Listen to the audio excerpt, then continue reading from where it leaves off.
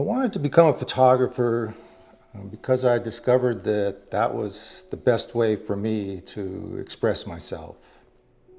My father was a high school science teacher and he was an amateur photographer. So he took pictures of the family just to take family photos, and he also took pictures to use in his science classes. So he always had the Nikon F camera, and I still have it, and that's what he used, and he taught me how to use that.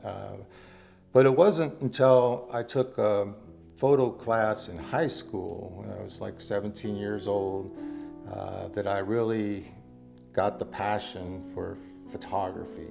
I quickly fell in love with the medium, really, and all I could think about was photography 24/7. I wanted to learn everything I could to try and become a better photographer. And in those days, it was more about learning the mechanics of photography, the films, cameras, f-stops, shutter speeds, developers, printing in the dark room.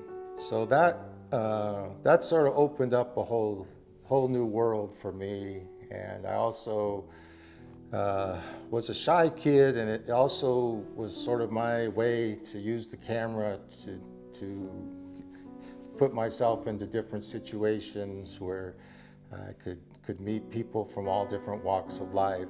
It did help that I had an eye for composition, and I was willing to work real hard, but I knew from the time that I took that class in high school that I wanted to be a photographer, and I wanted to make photography my life's work.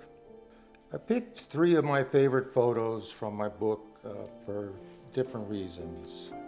The photo of the water fountain at the Mirage Hotel in Las Vegas was taken in 1993 for a special edition with the National Geographic on fresh water.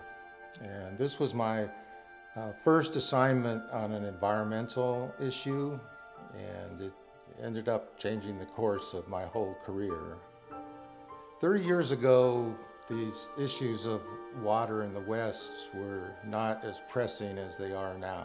But even then, Las Vegas was known as this city in the desert that didn't have such a great record on water conservation.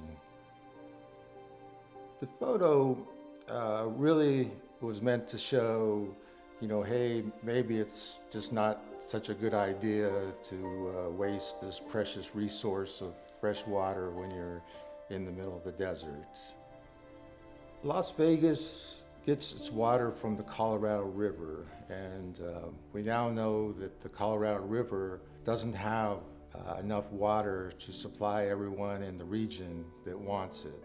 I feel that this issue of fresh water is even more relevant now than it was 30 years ago. I also have always been fascinated by the people in the picture. They look like they're mesmerized by this falling water, almost like lost in their thoughts. And it's kind of an interesting counterpoint to the fact that many of us are what's called water blind. We don't know where our water comes from or how important it is to us. The second photo is of a young boy in Ghana who is carrying his computer wires to a burn pit. It shows an unfortunate side of technology and recycling. This e-waste had been shipped illegally from Europe and the United States. Workers in Ghana, they strip out the wires from the computers, and then they burn the plastic coating to recover the copper. This is really dangerous for the workers because the burning releases all sorts of toxic chemicals. So when I first saw the young boy in the photo, I just took a couple frames, and then he noticed me, and I asked the man who was working with me if he could talk with him. The young boy said that He wouldn't give his name, but he said that he was 10 years old and that his family had come from the north of Ghana to Accra, the big city, because they could no longer farm the land because of the drought.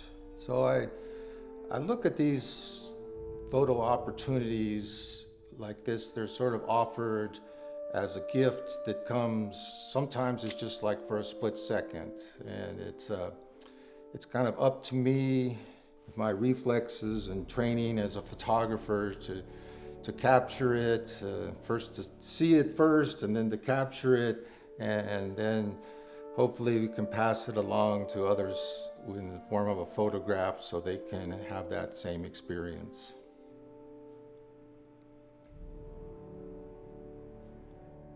The third photo is of Inuit people. They're harvesting potatoes in southern Greenland.